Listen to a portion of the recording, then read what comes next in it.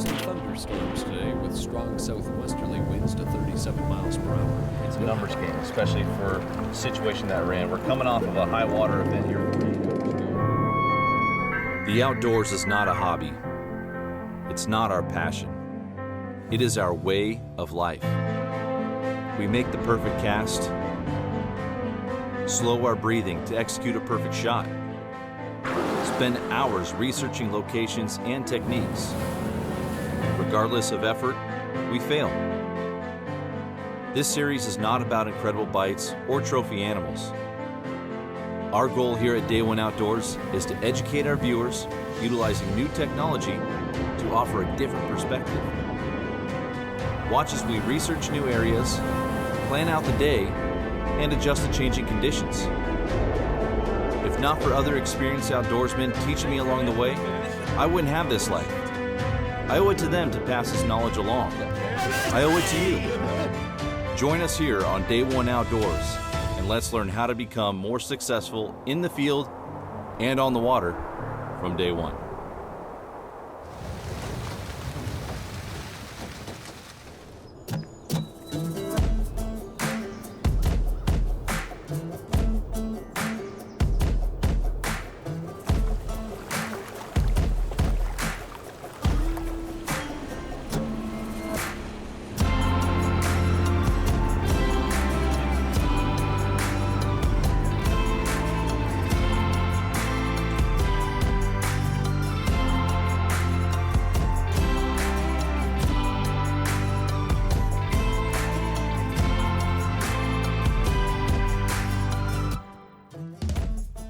Good morning and welcome back to Central Oregon. We're joined once again by Todd Logan from Todd Logan's Guide Service, and we are targeting Trophy Mackinaw. It is June and it is way warmer than it was yesterday. Yesterday it was snowing on us, and today it is at least 10 degrees warmer. But what's that going to do to the fish? We're going to find out. The barometer has changed, the temperature has changed. Hopefully that means the bite has changed, because yesterday was a grind to say the least. We intended to fish yesterday vertical and show you guys how to target fish, fishing straight up and down, fishing bait and jigs. Well, the fish disagreed. They did not want to chew that. Todd saved us by pulling out the lead lines, and we caught a few on some U20 flatfish. But today we're going to start off trolling in shallow water. Yesterday we were fishing 100 to 120 feet, even deeper. Right now we're going to start fishing 20 to 30 feet. It's early in the morning. We're going to see if these Mackinaw are up in the shallows, hunting down kokanee right here at first light. So right now we're running 2 lines off of downriggers and 2 flat lines. We have plugs on the flat lines and baits down on the downriggers, and we're going to troll fast. Now most people think trolling slow for Mackinaw is the way to go. Well, I learned from a few experts, because I am not one, that sometimes trolling fast can be the difference. So we're going to start out by doing that and see if we can't get bit here first thing this morning.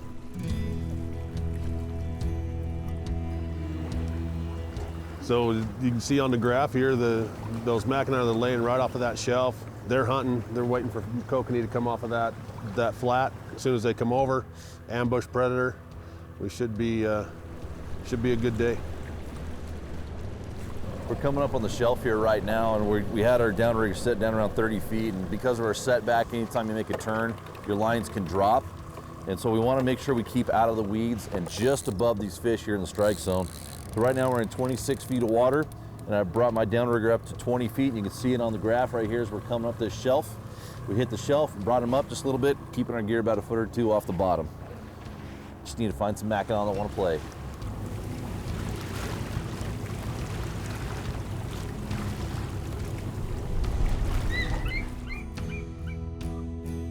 So what I'm putting on my downrigger over here is a 8-inch fish flash. This one here is called Pawn Shop. It's one of my favorites on cloudy days like this and at low light. And then I got a little leader here, pretty short, about 30 inches, and this is 25-pound Maximum Ultra Green, down to a triple hook rig, a blue label herring, glow-in-the-dark spin glow, and a little bit of scent. Do my setback here. Setback I'm doing about 60 feet. Clip it on the downrigger and keeping it just about 4 or 5 feet off the bottom.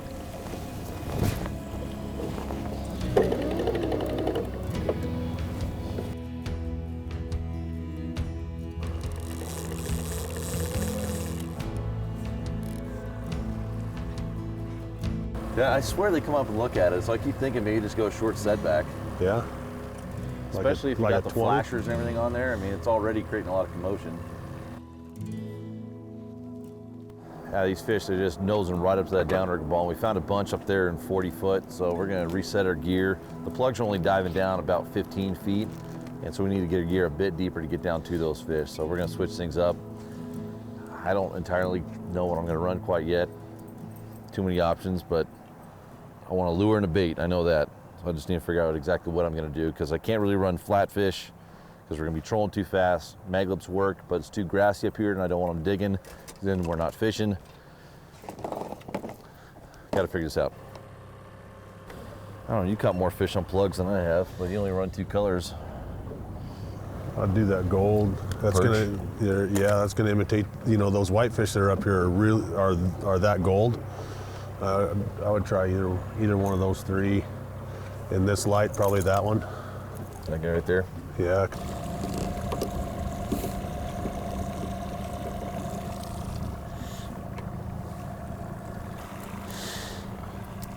Let me know when we're good to drop.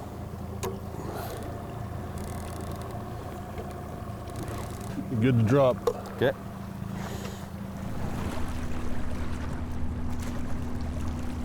I think you're getting bottom. Don't, hey, that's fish, that's fish. Well, that was quick. Change it up here. Yeah, buddy. We kept seeing these Mackinaw coming up looking right at the ball. So we, oh, dude, that's a tank too.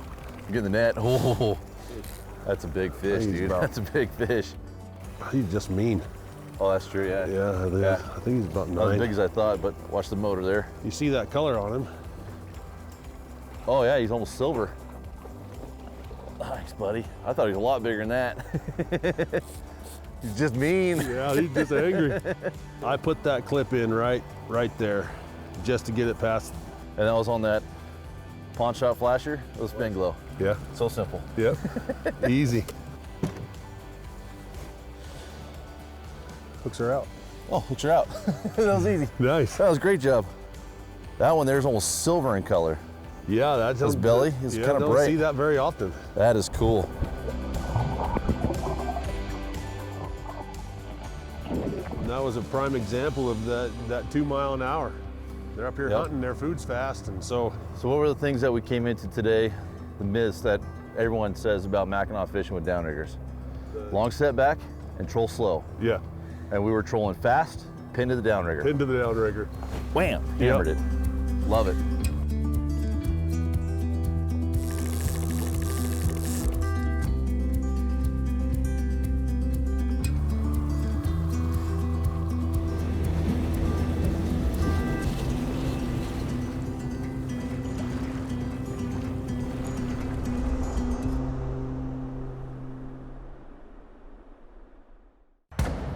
Fishfield is your one-stop shop online for the gear you need here in the Pacific Northwest and beyond. From salmon and steelhead, saltwater, trout and kokanee, even crabbing. Visit fishfield.com today to place an order with no sales tax and have the gear you need shipped fast. Fishfield.com, we have what the Northwest outdoorsman needs. Every once in a while, a new lure comes along that catches every angler's attention. It could be because of all the irresistible colors and finishes, or the patented skip beat action, or maybe it's the wide variety of sizes designed for salmon, trout, walleye, steelhead, mackinaw, and more. But just for the record, we know one thing for certain. We didn't design the maglip to catch fishermen. Yakima Bait Company.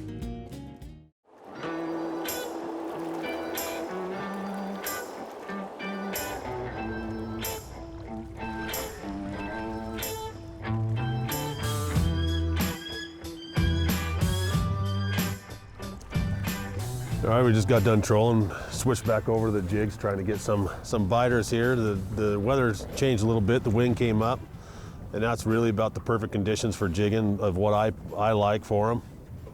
And so we just hunted around until we marked some fish, found a couple good groups of fish, and see if we can get some takers here. The reason I like this 1.5-foot chop for jigging, just gives your jigs a little bit more erratic action to them, and they seem to like that a lot better. The way I like to jig is load the rod up 3 times, let it sink, It's a lot like jigging for kokanee. There's a cadence that they'll key in on. And I just keep mixing it up until I find that cadence. It's pretty easy. If you get too aggressive on them, they'll spook off of the screen, so you know not to duplicate that again, at least for an hour. So since we have a 2-rod endorsement out here in a lot of these Cascade lakes, we're going to put 2 rods down with Blue Label herring, and then 2 rods we're going to be actively jigging for them. See if they want a sedentary bait where it's just basically sitting still, like this dead bait, or a lure actively moving like what Todd's using with that jig, and what I'm going to do here in just a moment as well. Let the fish decide. Here he comes. Uh-oh. He's on one of them here.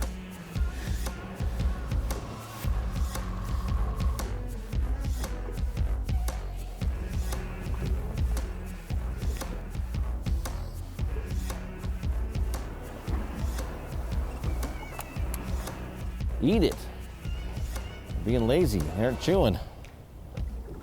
Todd keeps on telling me that when it's windy like this, it's good jig fishing, but guy talk. I'm not seeing it yet. He's still all over your bait. Eat it. This is the new jigging technique, I'm telling you. Sounds like it works. It's a erratic bait fish. Mm-hmm. Nothing?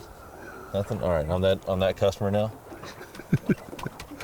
Anytime the eagles are flying out like that, it really makes the Mackinaw will not want to bite down at 100 feet. Well, and I think overnight too, the lake turned over, just overnight. Yeah. Yeah, I mean, you just look at the water clarity, it's clear that it... I thought I seen that jumped. happening yesterday when we got off the water. Yeah, that's why that one's dropping out of the screen right now. He's got to get below the thermocline.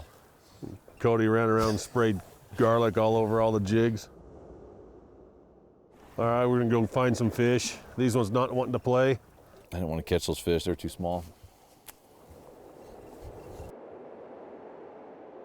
Well, we've been fishing these flats here for a while in the deeper water, and they're just not here. And when we do find them, they're moving really fast.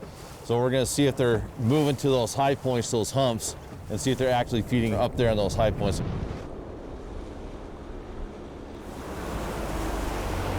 All right. The reason why we fish these high points, because they are an ambush predator. When that wind picks up, seems to be pushing the bait around more, so they'll be off one side or the other, just waiting for that bait to come over and attack it when it gets into range. One coming up to look. Yep, that one come up. Going back down. Yep, Hardy went back down. Dang it, come on. Hey, they're chasing. Yeah, they are. Another one, another one come up.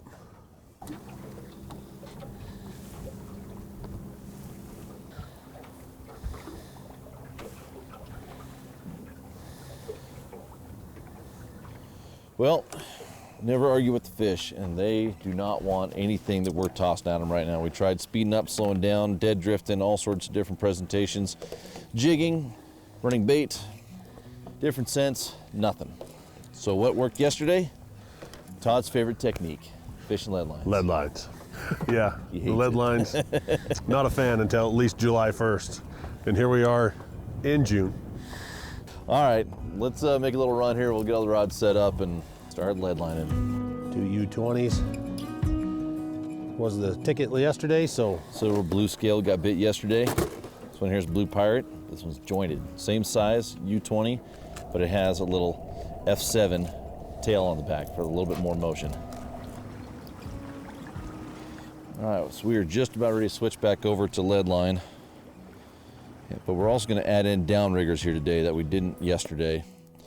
So in doing so, we need to be mindful of how we get our gear into the water.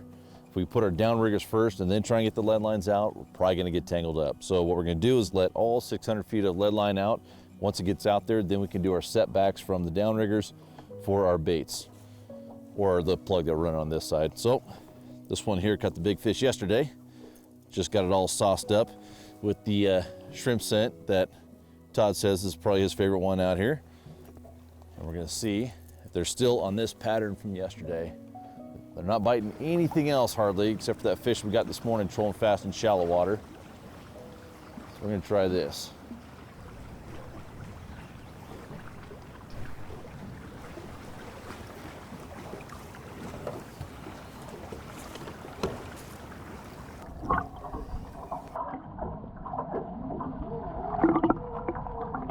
I just brought up the downrigger ball and I had it a little bit too deep, so the fish fighter downrigger weight was just digging down in that mud. And people often ask, how do fish know to eat worms? Well, look what was down, 140 feet on the bottom. Just tons of them. There's 20 foot of mat, 80 to 100 feet. They're just stacked with macks.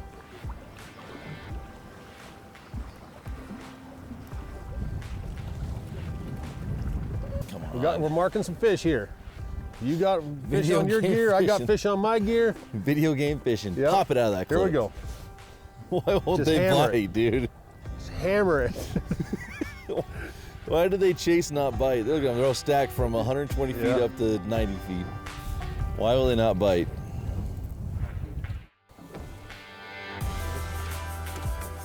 Oh, real. There he is. There we go. Oh, finally. Holy cow, man. Boy. Okay.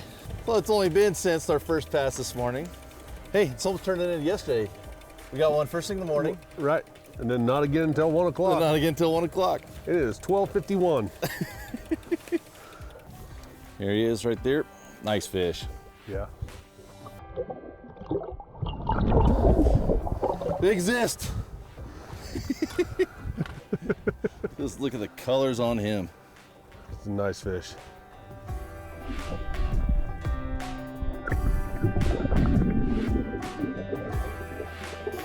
Oh man, it finally got bit. It was on a pawn shop flasher. About 30 inches a leader, glow in the dark spin glow, little green glow, tinsel tail, and then a blue label herring that's no longer there. Finally. Thought they wanted bait, but man, even that was just a real slow bite. And we're trolling super slow. Yeah. But hey, we're on the board. That 1 o'clock bite starting to happen. We just missed one on the other rod too, so maybe now they're gonna start chewing just like they did yesterday at 1 o'clock. Good thing we got up at 5.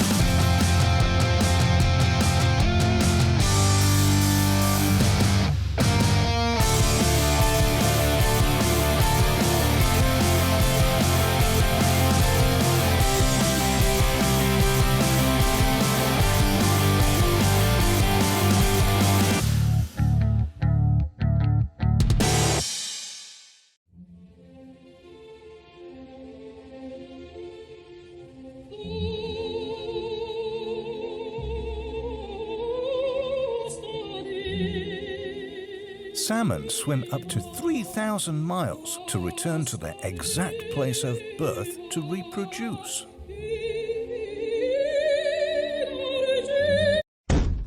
Well, most of the time.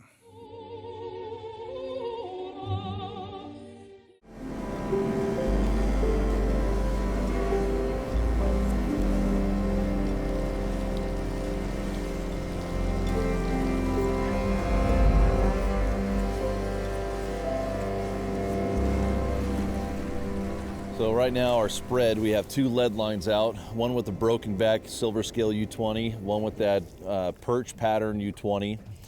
And on these 2 rods here, I got a flasher and a herring on this rod, and it is down pretty close to the bottom, about 5-10 feet off the bottom. We're marking a lot of fish in that 60 to 80 foot range. So Todd has his downrigger rod down with a T50 flatfish in that same perch color. So we're running just about everything. Yeah, that fish came up and looked at it too and just wouldn't chew.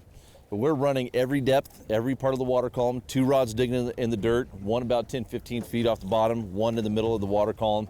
Now, most importantly is our setback off of these downriggers. We have very short setbacks. We've already proven that these fish are not shy of the downrigger ball. They actually are curious, so they'll come up and look. So we're able to bring our line real close to the downrigger ball. I think I'm running a 10-foot setback on this one and maybe 15 or 20 on this one. And that helps us when we make our turns, those lines won't tangle up into each other. So we can keep them pretty tight to the corner of the boat. And we need to keep them tight to the corner of the boat because of our lead lines. So our lead lines here, we have them on 10.5-foot long rods sticking straight out the side to try and get as much distance away from each other as possible. But what this is doing is allowing us to fish way back behind the boat and tight to the bottom with those lead lines, and then these two rods are fishing just off the bottom and covering more of the water column, and we can really control them because we have short setbacks. So that's our setup between rod reel line on the downriggers and the lead lines.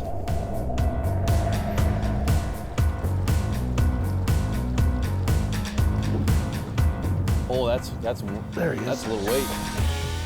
Yeah, buddy. 1 o'clock bite. Here we go. Just been a grind all day. First light, get 1 or 2 bites, and then 1 o'clock. Yeah, okay, we'll start biting. It's like yesterday, Todd. Yep. Started at noon.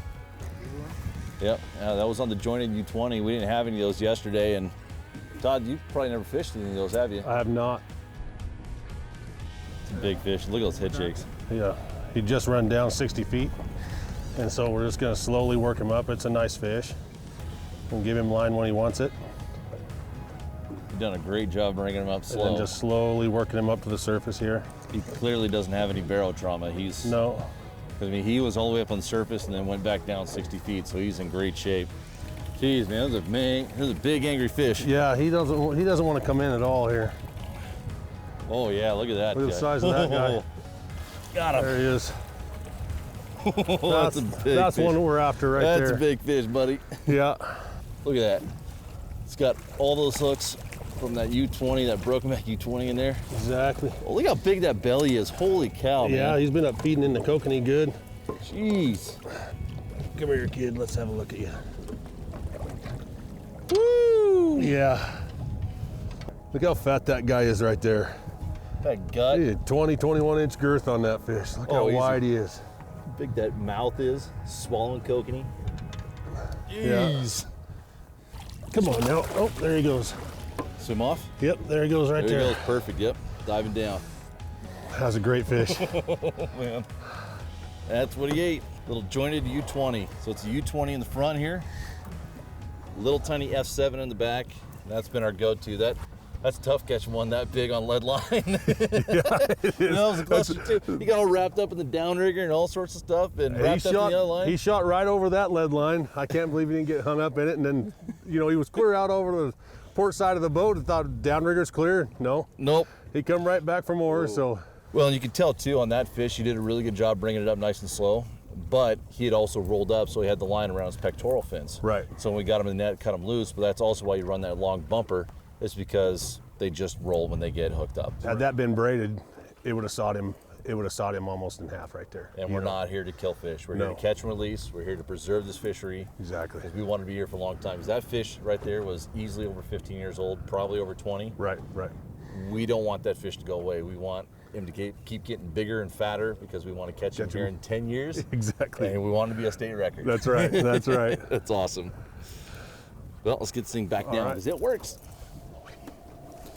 Yeah, if they're wanting that broken back action, we'll give them. The only other one I have, silver with orange dot. Let's run it. See if it's the action or the color. Yep.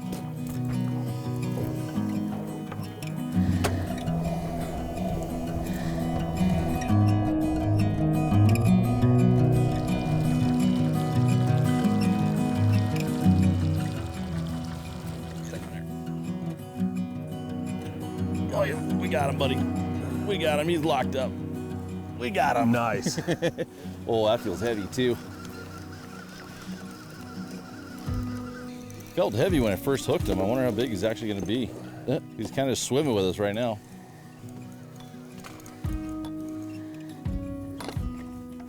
Oh yeah. Go ahead, Todd, net him up. Nice job. Excellent net job. Excellent net job. It can only go up from the last one. Our saving grace yesterday was the lead lines with the perch and blue scale. Today, We got bit on the herring. We got bit on herring earlier too. So we got 2 on herring, and then the last 2 have come on that broken back. Not the other perch, not the blue scale, not even the other broken back. This Blue Pirate U20 F7 broken back. Yeah, I'm gonna have to up my the count of my plugs in the box. Just another solid, deep, fat Mackinaw. These fish are so much fun. I absolutely love their pectoral fins, how big they are, the colors in them. Earlier this morning, the one we got was more silver. This one's more gold and green. Big old predator teeth. Oh, these fish are cool. So awesome to have this as a fishery right here in Oregon.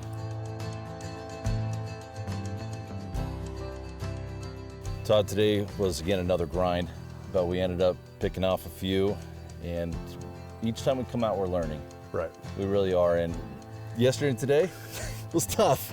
Well, but we got fish, but not only that, we got big, great quality fish. So that I'm happy with. We didn't get the numbers, but the size of fish was just awesome. Right. It's nice to come out and give our clients something new to where if on days like today, it's just a tough bite day. Well, now we have one more tool in our arsenal. You got it. And with those fish that we caught here in the last couple of days, those fish are 15, 20 years old. Right. So we want to make sure that all those fish go back, because in the next 10 years, they're going to be pushing that 30, 40 pound class. Right. And that's what we're definitely looking for here in the next 10 years. So the success of this fishery is our success, and our success is taking care of these fish. You got it, bud. Exactly. Thanks again for having us out here. Thank you very much. You bet, man.